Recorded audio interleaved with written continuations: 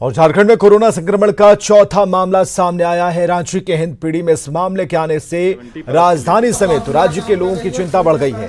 हिंदपीढ़ी की 54 साल की महिला मलेशियाई मूल की कोरोना पॉजिटिव आने वाली पहली महिला के संपर्क में आई थी और बताया जा रहा है कि दोनों किडनी फेल हो चुके हैं। इस महिला के ब्लड सैंपल 3 मार्च को जांच के लिए भेजा गया था और इसकी रिपोर्ट आज कोरोना पॉजिटिव आई है। फिलहाल महिला को रिम्स के आइसोलेशन वार्ड में शिफ्ट कराया गया है।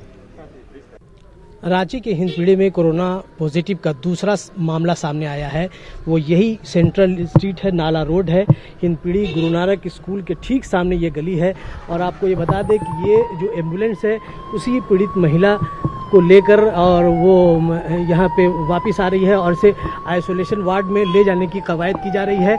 यहाँ पे तमाम जो ज़िला प्रशासन के लोग हैं वो यहाँ मौजूद हैं और ये आप देखा जा सकता है कि इस महिला को जो 3 तारीख को ही इसका ब्लड सैंपल लिया गया था और ये बताया जा रहा है कि ये मलेशियाई जो महिला है जिसे पहली जो महिला जो कोरोना पॉजिटिव पाया गया था उसकी ये डायरेक्ट जो है संपर्क में आई थी और इस महिला को आज जो है ना ये डिटेक्ट हुआ है कि इसमें इस महिला ये दूसरी महिला को भी कोरोना पॉजिटिव है, सिम्टम है और ये सिम्टमेटिक ये बताया जा रहा है। एक गंभीर मामला ये है कि 3 तारीख को जब इस महिला का ब्लड सैंपल ले जाया गया था और आज ये पॉजिटिव जो पाया गया है तो ये कहीं ना कहीं इस महिला को वहाँ आइसोलेशन वार्ड में न ठहरा कर इसे उसी अपने ही घर में ठहरने की इजाज़त दी गई थी। तो ये कहीं ना कहीं ये एक गंभीर मामला है कि इस दौरान कई जो है ना महिलाएं या उसके संपर्क में आने वाले लोगों को भी संक्रमण का खतरा पैदा हो रहा है। संक्रमण की जो संभावना है वो व्यक्त की जा रही है।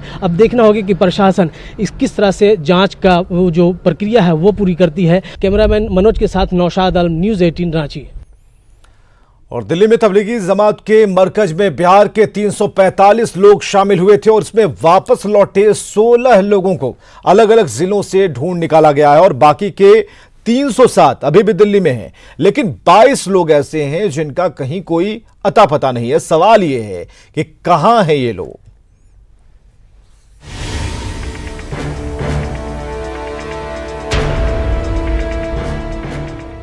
देश कोरोना से जंग लड़ रहा है।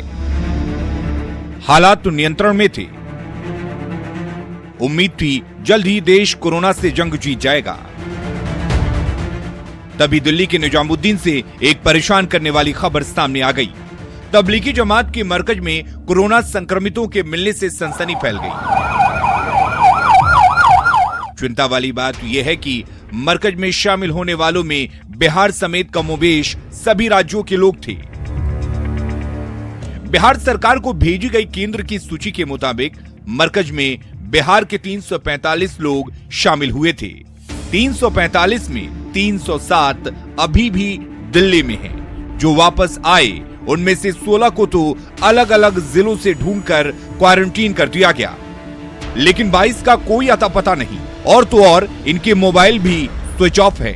सवाल है कि कहां है मरकज में शामिल होने वाले 22 बिहारी? इनके मोबाइल स्विच ऑफ क्यों हैं? अगर ये बिहार लौटे तो किस किस से मिले? क्या इनमें से कुछ लोग कोरोना संक्रमित भी हैं? अगर हां तो ये बहुत चिंता वाली बात है। वैसे प्रशासन ने ऐसे लोगों को खुद ही आगे आने की अपील की है। देखिए, ट्रेसलेस में 2 चीजें हैं कि बहुत लोग हैं जो राज्य के बाहर भी हैं और हम लोग लगातार कोशिश कर रहे हैं क्योंकि उनको हम ट्रेस कर सकें और ये होम डिपार्टमेंट और डिजास्टर मैनेजमेंट डिपार्टमेंट के द्वारा किया जा रहा है और जैसे जैसे सूचना स्वास्थ्य विभाग को प्राप्त हो रही है हम लोग उनकी टेस्टिंग भी करा रहे हैं। हम लोग पूरी तरह से नजर बनाए हुए हैं। माननीय मुख्यमंत्री जी खुद इसकी मॉनिटरिंग करते हैं। मुख्य सचिव, हम, स्वास्थ्य सचिव, गृह सचिव सब मिलकर के इसकी मॉनिटरिंग कर रहे हैं। अब प्रशासन की अपील का कितना असर होता है ये तो वक्त बताएगा। वैसे बिहार में तबलीगी जमात की जड़ को तलाशे तो पता चलता है कि बिहार में तबलीगी जमात का काम 1960 में नूरी मस्जिद से शुरू हुआ। बिहार में इसे चर्चित शायर डॉक्टर कलीम अजीज ने शुरू किया। बाहर से आने वाली जमात पहले पटना के नूरी मस्जिद में ही आती है। इसके बाद यहाँ के जिम्मेदार तय करते हैं कि किसे कहां जाना है और कहां ठहरना है।